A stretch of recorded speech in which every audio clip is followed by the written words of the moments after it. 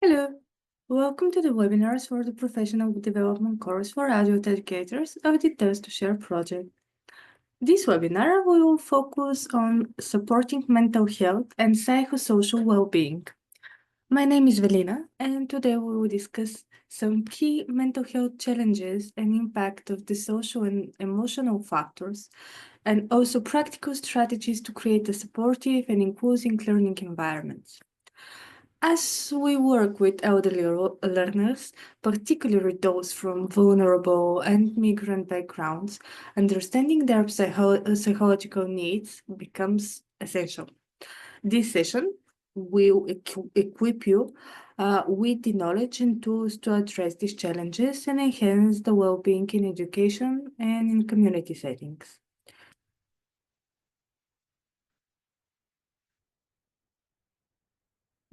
The module is designed to provide adult educators with strategies to support the mental health and well-being of elderly learners.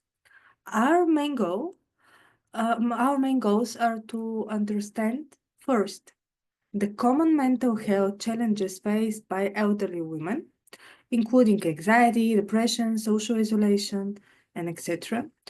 Then to explore the impact of social and emotional factors on the mental health and well-being of the elderly women, and then to learn to create safe, inclusive spaces that promote positive mental health. Ultimately, this module is addressing how to recognize signs of mental distress and how to respond effectively. Through these strategies, we aim to empower adult educators to make more meaningful difference in the lives of elderly women, and especially those from migrant background. We're going to start with the understanding of mental health and well-being. Mental health, it's not just about the absence of mental illness, maybe you know already that, but it also captures emotional, psychological, and social well-being inside of it. It affects basically how people think, how feel, how interact with others, shaping their ability to handle life challenges and function in the way that they want to function. So, for elderly individuals, maintaining mental health is particularly important as they navigate transitions such as retirement, which is one of the biggest challenges in terms of transitions in late adulthood. They often experience loss of loved ones, and often the physical health changes accompany their lives, so they must adapt and build resilience, which also requires a lot of mental resources. Social and emotional support in these transitions, in these ultimate challenges, play a critical role, ensuring their overall quality of life. And if we have good quality of life, we have also a longer lifespan and longer lives. But let's start again with the basics. What is mental health? Mental health includes some key components. First, it's the emotional well-being. This means the ability to manage our emotions, like something known as emotional intelligence as well. And also not only managing our emotions, but cope with stress in effective manner. Then we have psychological well-being. This means we have sense of purpose, we have fulfillment, we have enough capacity to be resilient in front of challenges. We have also the social component and social well-being. This means to have meaningful connections and active and fulfilling participation in the community. As adult educators, we can play a significant role in strengthening these aspects by fostering inclusive, supportive environments where elderly women can feel valued and connected. In general, elderly individuals, and especially women, often face significant mental health challenges. With age, depression often becomes not so recognized. In the population, many elderly people face depression, but they do not recognize it as part of their mental well-being. However, they think that it's, let's say, natural or consequential, normative part of life, which is not. I mean, depression, it's not normative. And depression can come from very, very big variety of factors, including our personal vulnerability to mood disorders, or it can be a result of loneliness, loss of loved ones, or one of the major factors is actually health issues that we may have, and this can contribute to the development of depression at a later age. Then we have anxiety. All the anxiety disorders can be part of our late adulthood, often caused by external stressors, but also internal vulnerability. And the external stressors here include the uncertainty, the financial stress, or just simple fear of the future. Again, I need to mention that there is also internal vulnerability as genetic component and as the way that environment shaped our lives and our experiences. And another key aspect is the social isolation. This often results from the reduced mobility, also from fewer social interactions, or in the case that we're actually focusing is the cultural displacement. Here we need to know that at later age, people, like elderly people, generally prefer quality of their interactions over quantity. That means that even that their social circle can be very small, they still can have very meaningful connections which contribute to the overall well-being of the individuals. And to that picture, migrants face additional stressors. The main one here is the language barriers, discrimination, the whole adaptation process to a new culture. All of these stressors can intensify feelings of isolation and, of course, anxiety. Recognizing these challenges help us provide better support and create environments that nurture, support the well-being of the elderly women and elderly population in general. Yes. I will briefly go to some risk and protective factors here.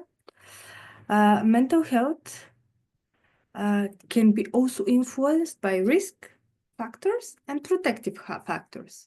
Risk factors, as I mentioned, are the social isolation, loneliness, chronic health conditions, and limited access to healthcare and support system. Very essential is to have a support system. And additionally, for migrant women and for migrant elderly population, we have the discrimination and the cultural barriers. So this influences, and it's a risk factor for their mental well-being.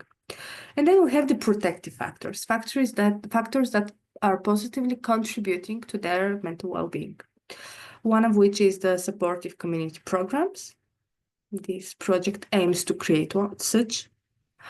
Opportunities for social engagement, again, storytelling. The need for self-expression is quite strong at the later age.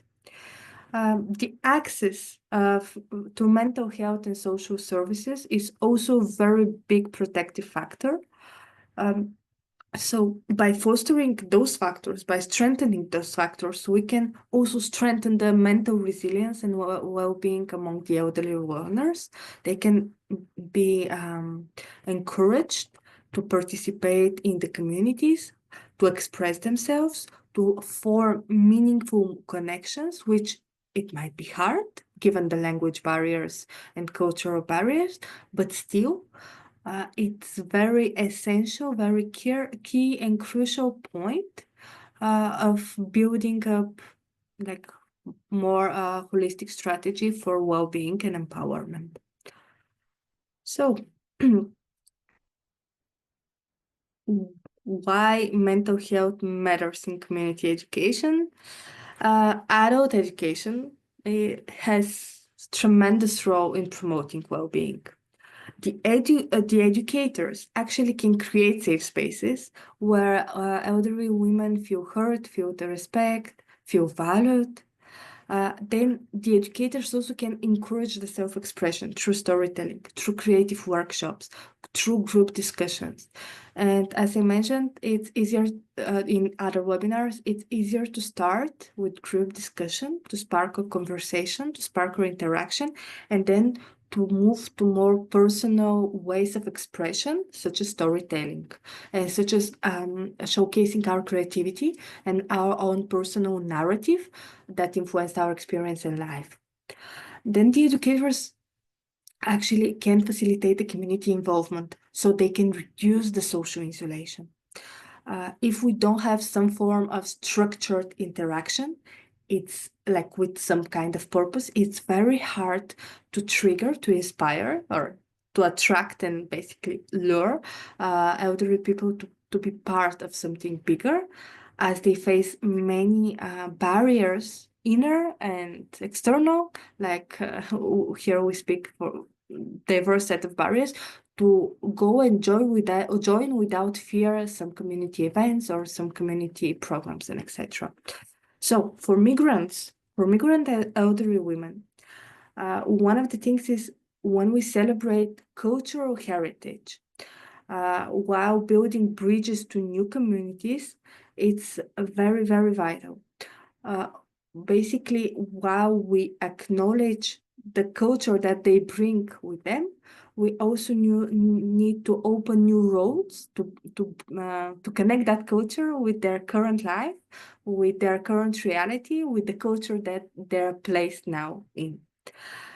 We can also help them integrate in this way while maintaining their identity and their own traditions, which are part of their own self-concept and their own self-understanding. They are integral part of that. Now we're gonna focus more on some strategies, how we can actually do that as educators, and how actively we can support mental health in our learning environments. What we're going to focus on is creating a supportive environment, encouraging social connections, implementing practical activities for well-being, and again, key component is recognizing and responding to signs of distress. And we hope this strategy help us and help you build more emotionally resilient and inclusive learning spaces for elderly women. Okay. So, creating a supportive environment. The first step in promoting well-being is ensuring that elderly learners feel respected, valued, and safe. This can be translated into establishing inclusive spaces. In order to do that, we need to actively encourage participation and validate all perspectives. Some of the cultural perspectives might be quite different from our own. That's why we need to be very aware of our own biases. But we need to validate that each and every experience, the way it is experienced and felt, matters, and it's a valuable source of information, valuable source of building our view of life in general. Then another component of creating supporting environment is to reduce the stigma. We need to be able to normalize in a discussion setting the concept of mental health, the concept of well-being. For older generations, this changes depending on the generation, of course, but for the current elder population, mental health still remains a stigma. Having mental health issues to most of them, it's still connected with some kind of weakness. If they have some kind of a problem, they see it as a weakness, they don't address it adequately, and ultimately they don't treat it. So this stigma that mental health translates into a weakness, and it's not a weakness, like it's just the way it is, can be normalized in a discursive setting, which of course requires some level of vulnerability that we need to demonstrate ourselves, to speak openly about it, and then expect them to speak openly about it. Another aspect is to promote trust and sense of belonging, especially for migrant participants. Creating a culturally inclusive environment is essential for interaction and comfort. The sense of belonging can be fostered via different ways, but first we need to make sure that we have built a group with a common purpose, so all participants in our educational setting know why they're there, what they want to learn, what they want to take away from these sessions. So they have some kind of shared vision over those sessions.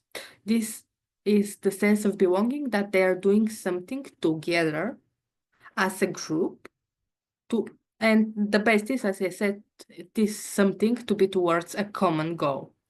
So even some kind of small, like voluntary actions, voluntary activities in general can be very helpful to build this kind of sense of belongingness. Like, just an example, cleaning something like a public space together or something like that, even just a little bit, can make them feel that they work together for a common goal.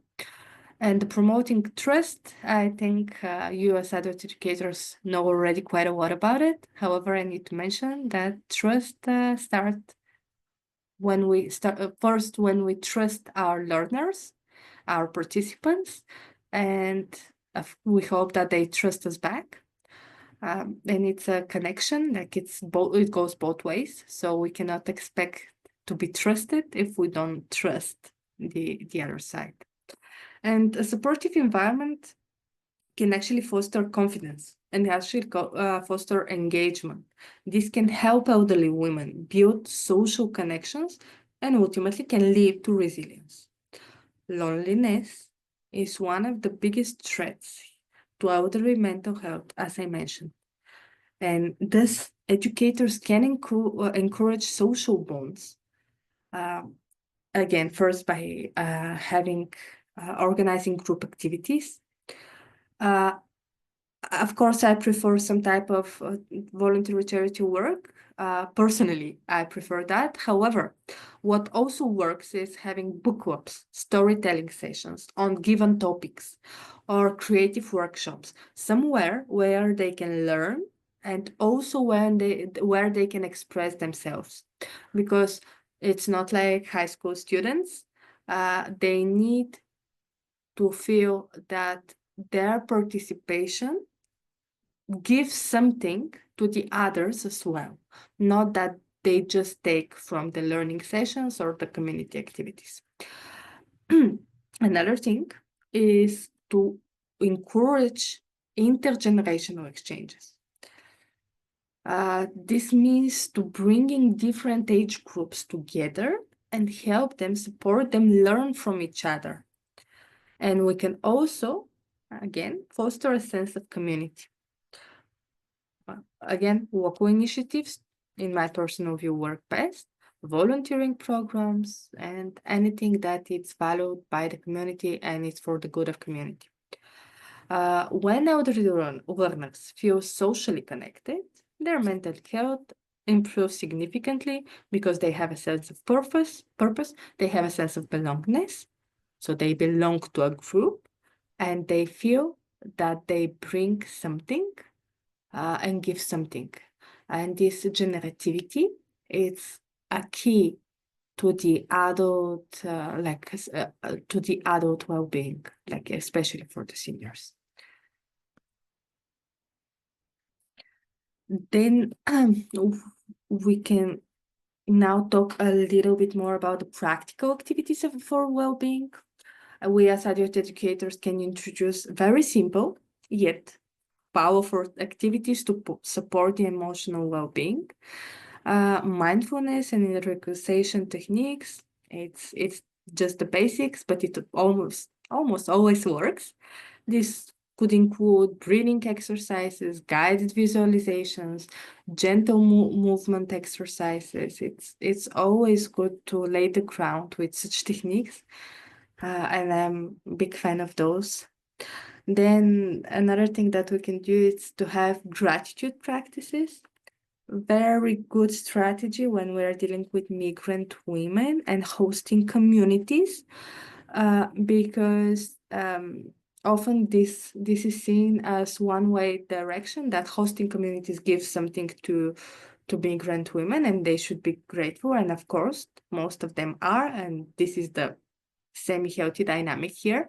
However, we also need to make this bi-directional, meaning the hosting communities being grateful for having migrant women, and to reflect for what they're grateful, because there are many things migrant women bring in the communities that are very, very valuable, and we need to practice this gratitude to recognize that the migrant population actually contributes to the hosting population. And this can happen when we ask them to reflect on positive experiences and to share moments of joy. Joy always works. We can also have active listening and empathy exercises, which promote open dialogue, peer support. Like every time when we ask for such empathy sessions and exercises, there are so many beautiful results coming out, and people are able to connect on a deeper level. In general, those activities reduce stress and promote the emotional resilience aspect. And what I mentioned as last point is the ways to recognize distress, signs of distress in elderly women from migrant background. Here, what we can use is some key indicators. First, when we see withdrawal from social interactions, that could be a sign. If we see a very big variations in mood changes, especially in elderly people, depression. Also, this is also valid for adolescents, but depression expresses itself not just in low mood, consistent low mood, but irritability. However, this could be also sign of some of the neurodegenerative disorders. But when we see these mood swings or excessive irritability, this is a sign of distress. In general, the loss of interest that they previously enjoyed is also a sign. And for migrant participants, they also might express distress differently due to cultural differences and the way that they are used to expressing their emotions. Thus, we as educators should be sensitive to nonverbal cues and personal behaviors that indicate in some level emotional challenges. And while most adult educators are not therapists, still they can offer guidance. Some of the key things that they can do is just listen without any judgment, without taking any side and so on.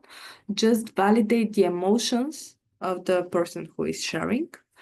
They can, like adult educators also can encourage open discussions about well-being in a safe space, so they can provide more mental health education, so they can trigger some interest for the participants and they can explore more or seek professional help. Like any type of mental health resources to be shared during those sessions, it could be helpful, including helplines and community centers. Then basically having such network of referral options ensure that those in need can receive professional help when necessary. So our role is more to guide them and to show them that there are options for them to feel better and to receive support. Sometimes it would be better not to speak about help, but as support.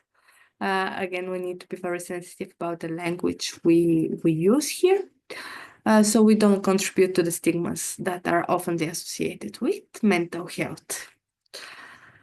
And simply to summarize, supporting mental health and psychological well-being in elderly women demands a holistic approach by fostering inclusive environments, promoting social connections, integrating well-being activities, and recognizing distress signals.